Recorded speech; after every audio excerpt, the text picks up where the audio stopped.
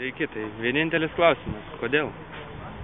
Taip, susitikom su labai neparankia komanda, prieš kurią praktiškai kiek lošėm visus sezonus arba lygiom geriausiu atveju.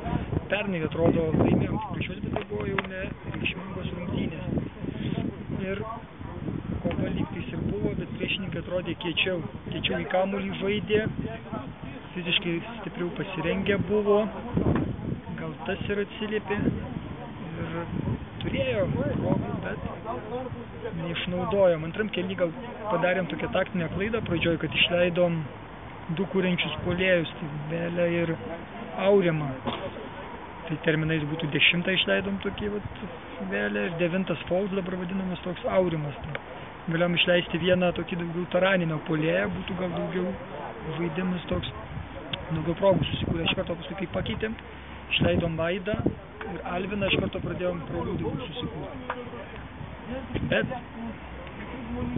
ką padarysim? Žodžiu, galėjom, bet nepavyko. Galėjom, bet turbūt reikės Ukmergėj revanšuotis.